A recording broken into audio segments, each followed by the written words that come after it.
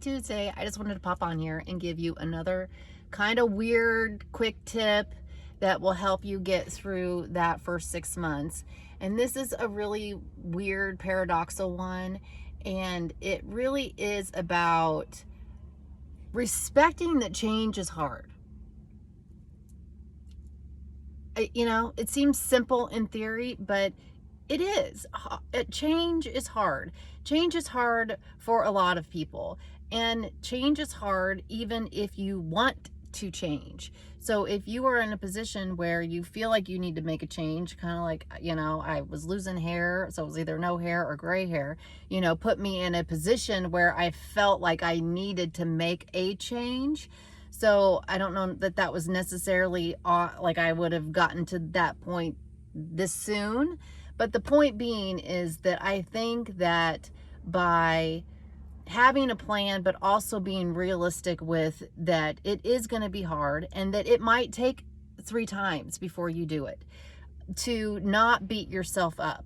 Because this goes with everything. Try to make a change in your life. Try to eat better. Try to exercise. Try to do some like basic ass shit. Like, I don't know, go to bed before 9 o'clock every night.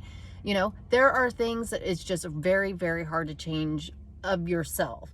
So, when we're expecting other people to accept our change, that is something that a lot of times I don't think until I didn't really think about it until I kind of got into that position. And then it felt like the role got switched, where here I am thinking about accepting myself, not realizing that, you're kind of indirectly going to have to, there's an exchange too, where people are also going to have to accept that, this is your position. And most people, like I said, don't really care. They don't really even think about you or care about you the way that, if you don't take control, it's kind of like I always bring it up, but your guidance counselor in college, like I had so many friends in college that ended up having to come back that weird second semester because the guidance counselor didn't tell them about the class that was only offered on, second semester of everything, or blah, blah, blah. Well, you kind of have to, if you do not take the opportunity to get interested in your life, then why would you expect anybody else to? I know, isn't that silly? And it's simple. And if you're not willing to make those changes and do some of that work to feel the freedom, I think it's one of those things that, a lot of times we get into an inaction, and there's a wu wei and an inaction, but we get so passive that we don't even realize that we're passive. And so sometimes the only way to get more action is to start getting action, which is kind of weird, but you get motivation from the momentum of being in action. So it's like, that, I don't know, I think it's a stoic thing where it's just like, just make the next move, the next right move. Don't worry about the outcome or anything. You just make the right move.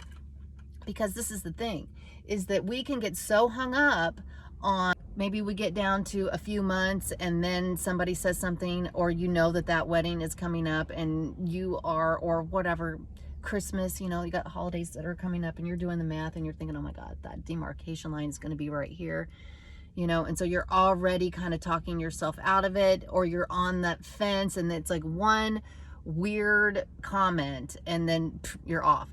But if you plan for that stuff and realize that change is hard, and be authentic with yourself as far as what your pitfalls are going to be, you're going to be in a better state. To be open to being humbled, because like I said, it might be a comment from like your mom or somebody that like I don't know, maybe your significant, I don't know, I have no idea.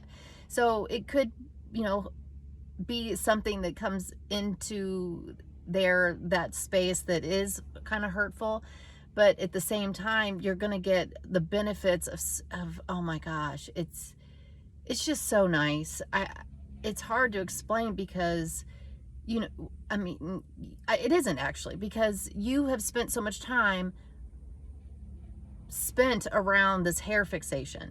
And so now, it's kind of ironic because here I am doing a whole thing on the hair fixation, being a little bit fixated on the hair. But the point being is that you could be in a different prison. We're all kind of in a prison, right?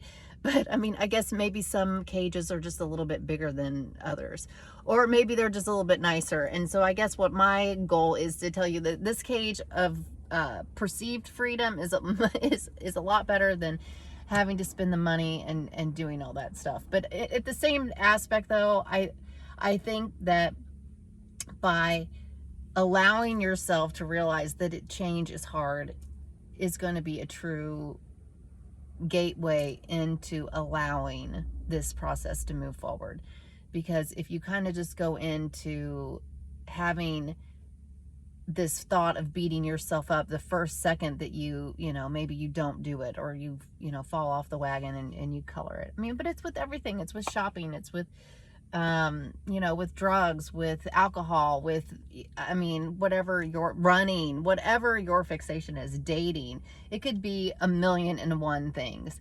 So it is, just hard to change. So remember that.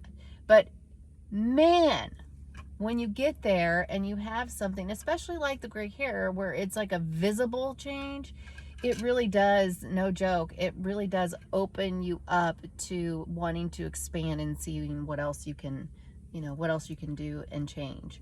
So anyway, I know that was a little bit of a ramble, but I'm just trying to think of like more mindset stuff. I mean, you can, you know, mindset and practical things that you can do to kind of get you over that hump, you know, until that confidence like kicks in and you start thinking, oh my gosh, this is just so much nicer.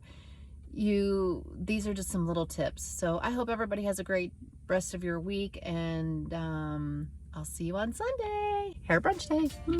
Have a great day. Thank you for being with me.